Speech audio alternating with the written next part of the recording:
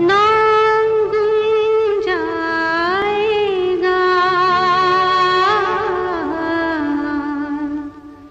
चेहरा ये बदल जाएगा, मेरी आवाज़ ही पहचान है।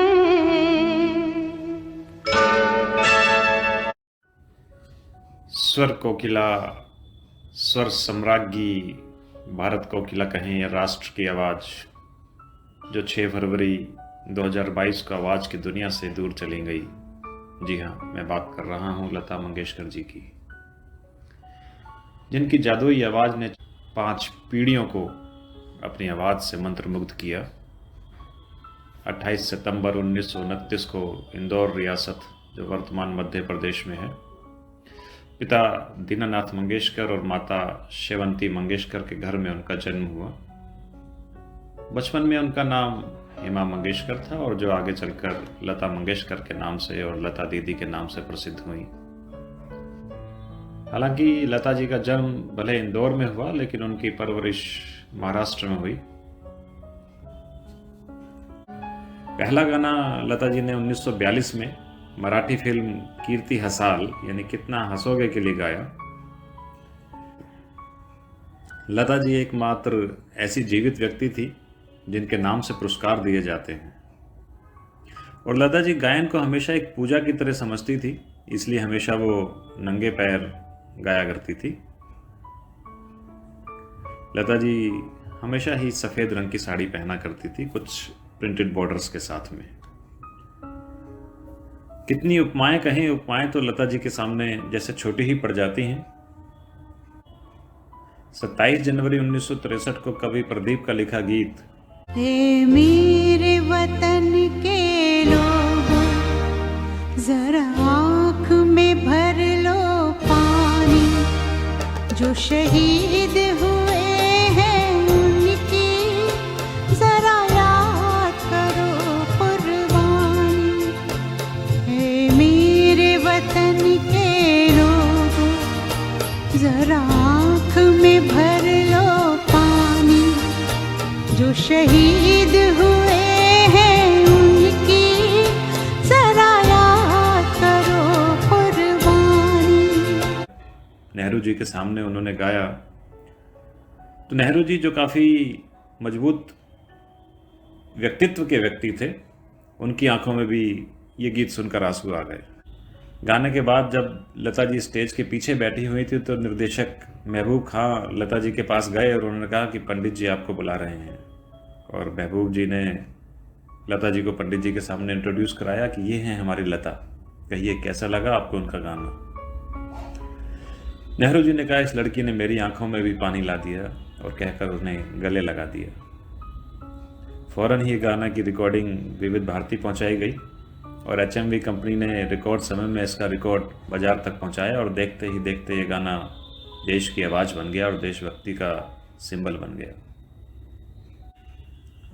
1949 में फिल्म महल के लिए जब लता जी ने आएगा आने वाला गीत गाया, जो उस समय की खूबसूरत और चर्चित अभिनेत्री मधुबाला पर फिल्माया गया था, तो ये गीत और फिल्म दोनों ही अत्यधिक सफल रहे और उन दोनों के लिए ही शुभ साबित हुए। उसके बाद लता जी ने कभी पीछे मुड़कर नहीं देखा।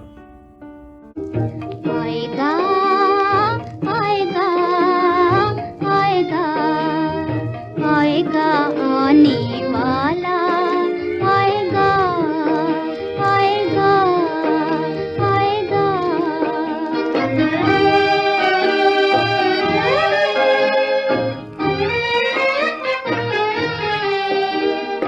दीपक बगैर कैसे परवाने जल रहे हैं, दीपक बगैर कैसे परवाने जल रहे हैं। कोई नहीं चलाता और तीर चल रहे हैं, कोई नहीं चलाता और तीर चल रहे हैं। रेडियो पर यह गाना उस समय गोवा रेडियो पर पहली बार बजा और लता जी की आवाज़ रेडियो पर लोगों ने पहली बार सुनी। गोवा उस समय पुर्तगाल के अधीन था, जो भारतीय सेनाओं ने 1961 में आजाद कराया। एक और दिलचस्प किस्सा सामने आता है जब जाने माने शास्त्रीय गायक पंडित जसराज जी बताते हैं कि एक बार वो गुलाम अली खां के साथ अमृतसर गए। दोनों लोग आपस में बैठकर बात कर रहे थे कि तभी ट्रांजिस्टर पर लता जी का गाना बजा कि ये जिंदगी उसी की है जो किसी का हो लिया।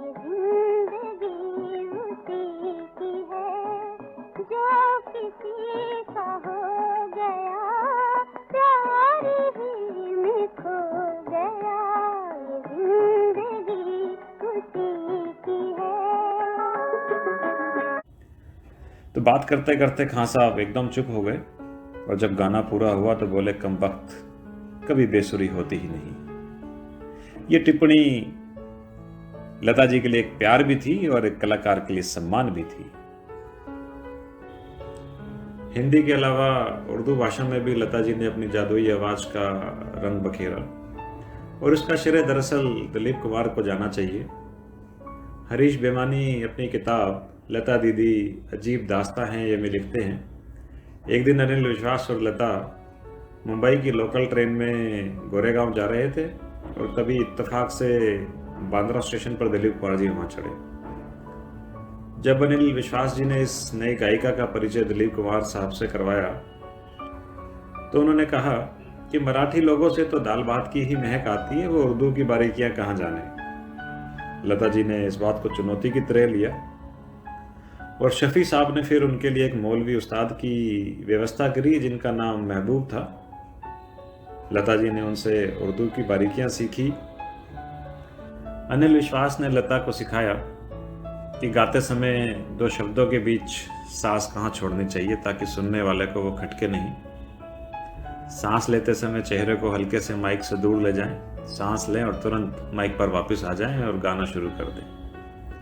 तो माइक से इस आंख मिचौली की प्रक्रिया में आखिरी शब्द का अंतिम अक्षर और नए शब्द का पहला अक्षर दोनों जरा जोर से बोलने चाहिए ताकि वो गैप महसूस ना हो। उम्र बढ़ने के साथ साथ लता जी की आवाज इस तरीके से और युवा होती चली जा रही थी। 1961 में जंगली फिल्म में जब उन्होंने सायरा बानो के लिए कश्मीर की गली गाया, कश्मीर की कली हूँ मैं, मुझसे न रूठो बाबूजी, मुरझा गई तो फिर न खिलूंगी, कभी नहीं कभी नहीं कभी नहीं।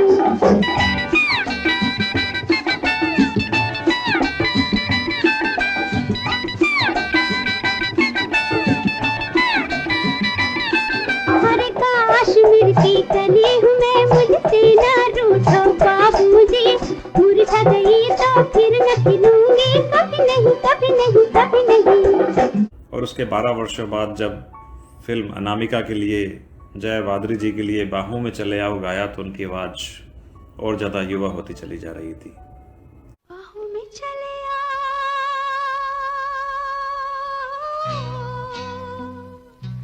बाहों में चले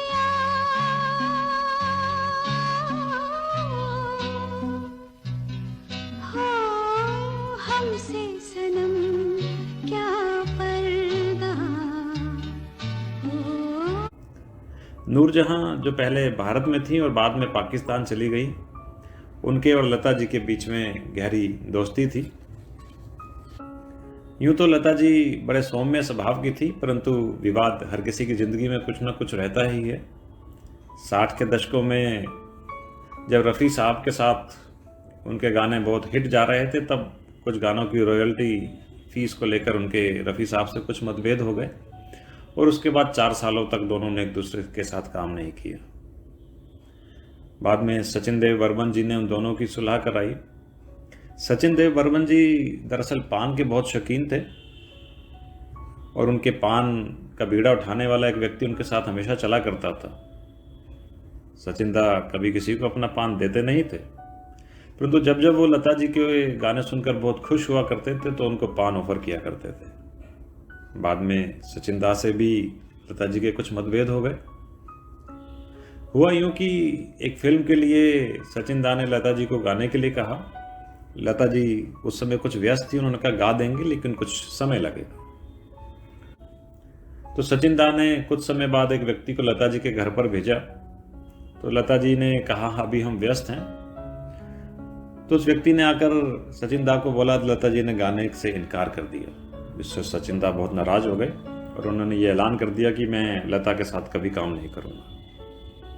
बाद में लता जी ने भी उनको फ़ोन करके कहा कि आपको यह ऐलान करने की जरूरत नहीं थी, मैं भी खुद आपके साथ काम नहीं करूंगी। कुछ समय बाद जब दोनों में ये मिसअंडरस्टैंडिंग क्लियर हुई तो बंदनी फिल्म के लिए मोरा गोरा अंग लिए लो लता जी ने उनके साथ गाया। मोरा गोरा अंग ले ले, मोहे शाम रंग दे दे, छुप जाऊंगी रात ही में, मोहे पी का संग दे दे। मोरा गोरा अंग ले ले, मोहे शाम रंग दे दे, छुप जाऊंगी रात ही में, मोहे पी का संग दे दे।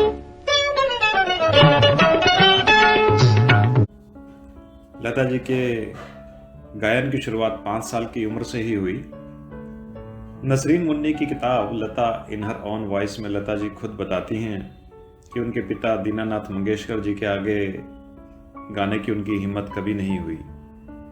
एक बार वो अपने शागिर्द को रागपुरिया धनाशाही सिखा रहे थे, तो किसी काम से पिताजी बाहर गए और लता जी ने देखा कि लड़का सही नहीं गा रहा है। लता जी ने पास जाकर उस लड़के को सिखाया कि किस तरीके से इसको सही गाया जाता है, और लता जी इस बात से बेखबर थी कि दरवाजे के बाहर से पिताजी उनकी आवाज़ को सुन रहे हैं। सुनने के बाद पिताजी ने उनकी माताजी से बताया कि घर में लता जी एक बेहतरीन गायक हैं और अगले दिन से उनकी गायन की ट्रेनिंग शुरू हो गई। लता जी के परिवार में उनके भाई हृदयनाथ मंगेशकर, उनकी बहनें उषा मंगेशकर, मीना मंगेशकर और आशा भोसले, सभी ने संगीत की दुनिया में अपना परचम फैलाया। पिताजी की मृत्यु के बाद जब लता जी सिर्फ 13 वर्ष की थी तो पैसों की किल्लत के कारण उन्हें काफ़ी संघर्ष करना पड़ा। अभिनय जो उन्हें कभी पसंद नहीं था, परंतु पिता की असामयिक मृत्यु के कारण उन्हें कुछ हिंदी और मराठी फिल्मों में काम करना पड़ा। अभिनेत्री के रूप में उनकी पहली फिल्म मंगला गौर 1942 में आई, जिसमें उन्होंने स्नेह प्रभा की छोटी बहन की भूमिका निभाई। बाद में उन्होंने कई और फिल्मों में भी काम किया। 1947 में वसंत जोगलेकर ने अपनी फिल्म आपकी सेवा में लता जी को गाने का मौका दिया। इस फिल्म से लता के गानों की खूब चर्चा हुई। इसके बाद लता ने मजबूर फिल्म के गानों अंग्रेजी छोरा चला गया और दिल मेरा तोड़ा, हाय मुझे कहीं का ना छोड़ा जैसे गानों में अपनी स्थिति मजबूत करी। लता जी क्रिकेट की भी बहुत शौकीन थी। 1946 में मुंबई के स्टेडियम में पहली बार उन्होंने टेस्ट मैच देखा। लता जी के पास कारों का भी बहुत अच्छा कलेक्शन था। पहली कार उन्होंने ग्रे कलर की हिलमैन खरीदी। उस जमाने में उसके लिए उन्होंने 8,000 खर्च किए थे, जब उन्हें एक गाने के लिए 200 से 500 रुपए मिला करते थे। 1964 में संगम फिल्म में हर गाने के लिए उन्हें 2,000 मिलने लगे। तब उन्होंने अपनी हिलमैन बेच के नीले रंग की एक शेवरले खरीदी। यश चोपड़ा की फिल्म वीर ज़ारा के लिए जब लता जी ने गाना गाया और फिल्म हिट हुई, गाने भी बहुत हिट हुए, तो लता जी ने पारिश्रमिक लेने से मना कर दिया, ये कहकर कि भाई से कोई पारिश्रमिक नहीं लेता है। तो यश चोपड़ा जी ने बाद में उन्होंने एक मर्सिडीज गिफ्ट की, जो अंतिम समय तक लता जी उसी में चलती रही। पुरस्कार तो जैसे लता जी के लिए ही बने थे, कितने ही पुरस्कार उनके नाम हुए। 1958 में, 1962, 1965, 1969, फिर 1993 और 94 में फिल्म फेयर पुरस्कार उन्हें मिला। राष्ट्रीय पुरस्कार से उन्हें 1972, 1975 और 1990 से सम्मानित किया गया। 1966 और 1967 में उन्हें महाराष्ट्र सरकार पुरस्कार से नवाजा गया। 1969 में पद्म भूषण से उन्हें सम्मानित किया गया।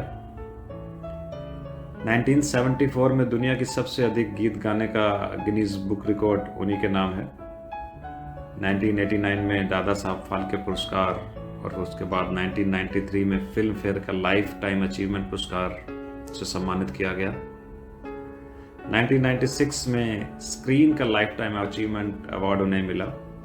1997 में राजीव गांधी पुरस्कार, 1999 में NTR पुरस्कार उन्हें मिला।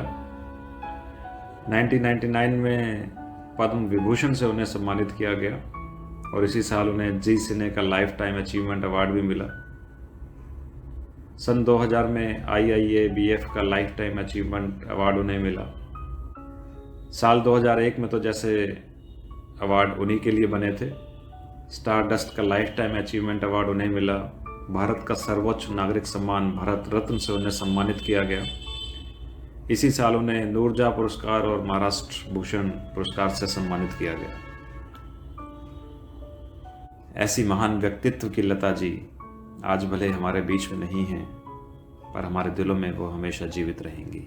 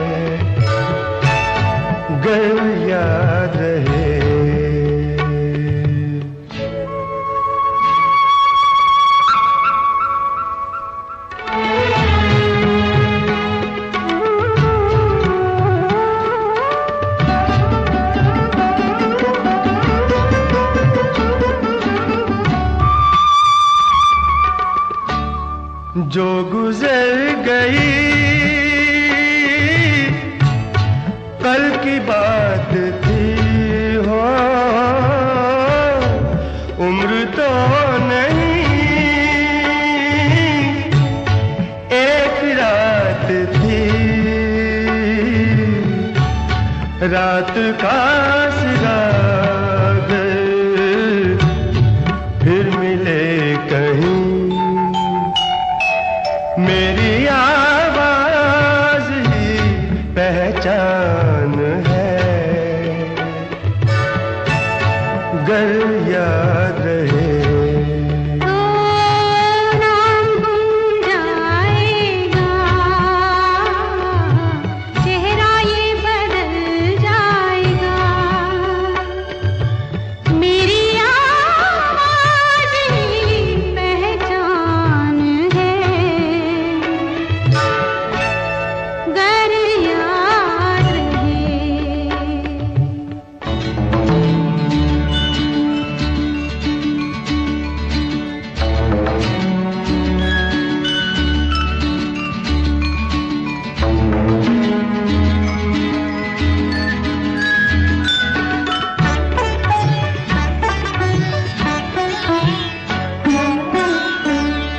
दिन ढले जहां